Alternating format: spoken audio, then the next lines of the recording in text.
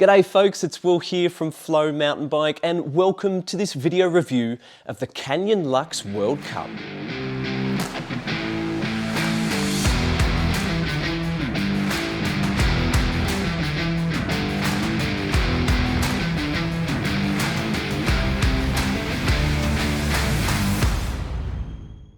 The Canyon Lux World Cup is the German brand's lightweight full suspension cross-country race bike, and it is all new for 2023. Now before we go any further, a quick note to say that if you haven't already subscribed to our YouTube channel, make sure you do that right now.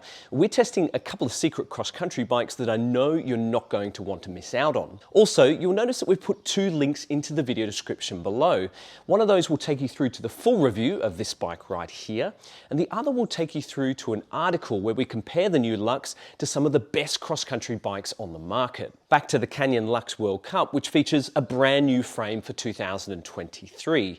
This bike features 100mm travel front and rear, and it uses a single pivot suspension platform with carbon flex stays and a compact linkage driving the rear shock. There's an updated IPU steering limiter, internal guide tubes for the cables and the rear brake hose, and high-end ceramic speed SLT bearings for the headset and the suspension pivots. Along with a ceramic speed bottom bracket, all of these bearings come with a lifetime warranty. The Lux World Cup moves to a 55mm chain line.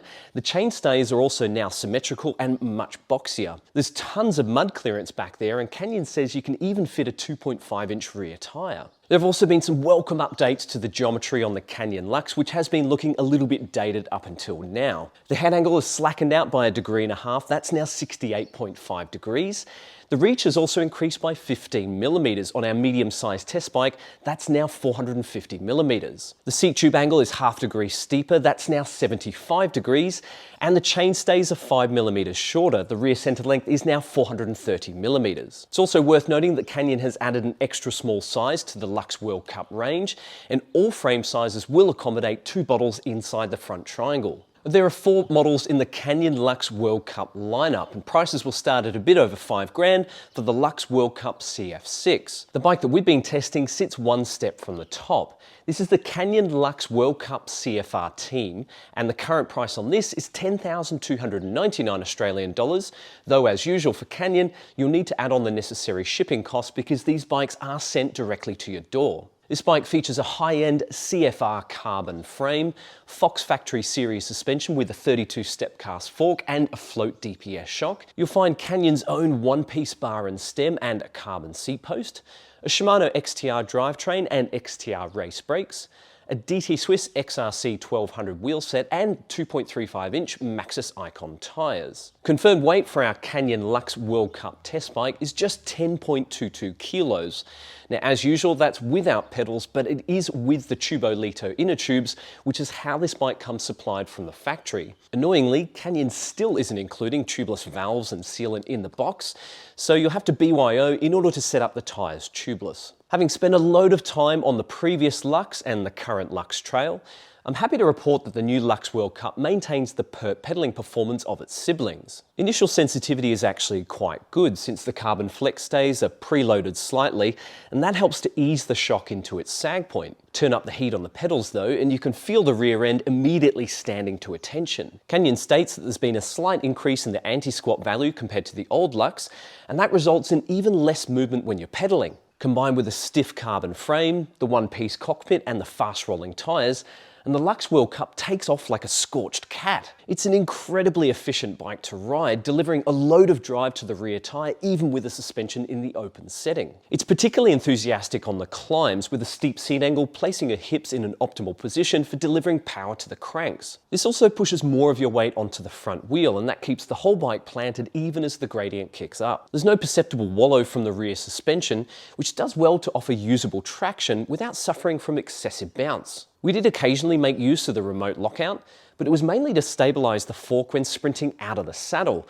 Otherwise, it's not really necessary for the rear shock. Really though, the more significant improvement to the Lux World Cup comes from its updated geometry. The longer wheelbase gives it a bigger footprint on the trail, with more consistent weight distribution between the tyres. Traction is easier to predict, and it feels less affected by micro adjustments in your body position. The increased front centre does require more weight on the bars in order to maintain grip, though because the riding position is already forward biased, that tends to happen quite naturally. Overall, it is a better balanced bike compared to the old Lux, with the slacker head angle having calmed down the steering by quite a bit. It is still incredibly precise through twisty single track though, with the stiff chassis giving it hardtail-like response through the turns. Push that inside grip down, and there's very little hesitation when changing direction. Obviously, the Lux World Cup is not a bike for bimbling along, and you really need to give it the beans to get the most out of it. There's a decidedly race-tuned feel to both the handling and suspension, which come alive the harder and faster you push it. This is particularly the case for the rear suspension, which definitely performs better at race pace. There's great response through the mid-stroke, and it absorbs high-speed impacts surprisingly well. Now, despite the updated geometry, the Lux World Cup is still not the most planted bike on steeper and rougher descents. A slacker head angle would no doubt help here,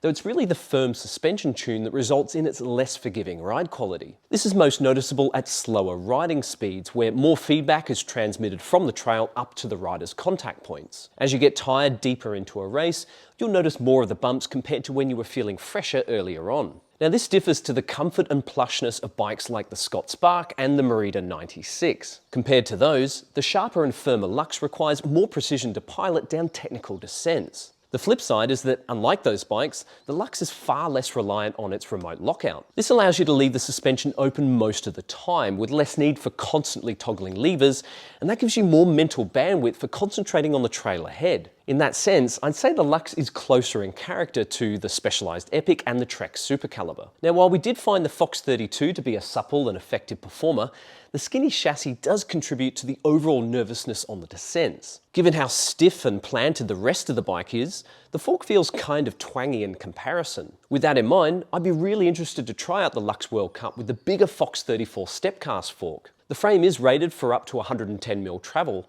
so there are options to slacken out the front end for those who are chasing more stability on the descents. Speaking of descending, I'd also love to try out the Lux World Cup with a dropper post. It does seem kind of odd that none of the models come with a dropper, particularly given that Canyon was speccing the previous Lux with a short travel DT Swiss dropper. That being said, I didn't pine for one as much as I thought I would. This largely boils down to the updated geometry, with the longer wheelbase providing improved stability over its predecessor. Whereas the twitchy cross-country bikes of old desperately needed all the help they could get on the descents, the new Lux is calmer and more planted to begin with. The result is that you don't feel like you're going to die every time you point this thing downhill, and that's a very good thing. Now, I've also spent a load of time on the Canyon Lux Trail, which shares a similar design to the Lux World Cup, albeit with a bit more travel and slacker geometry. If you're curious to know how the two bikes compare, there is a load more info in the full review, which is now live over at flowmountainbike.com. In there, we go into much more detail about sizing and suspension setup,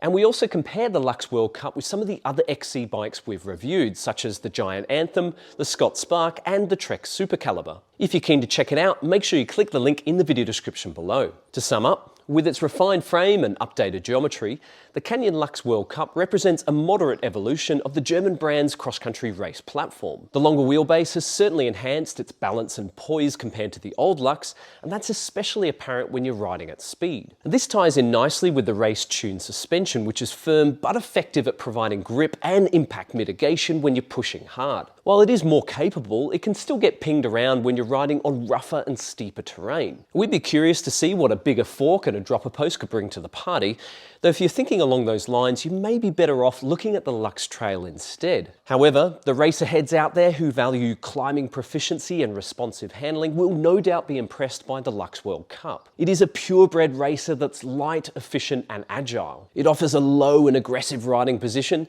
and it rarely requires use of the remote lockout when you're off-road. That sees it effectively straddling the middle ground between sharper race machines like the Epic and Super Caliber, and plusher all-rounders like the Spark and Anthem. Depending on your preference, that makes the Lux World Cup either the ultimate compromise or the perfect cross-country race bike. Now, if you've got any questions for us about the Lux World Cup, make sure you drop those into the comments below. And as mentioned before, make sure you subscribe to our YouTube channel so you don't miss out on any of our upcoming reviews. Otherwise, I hope you enjoyed this video, and we'll see you next time. Tooroo!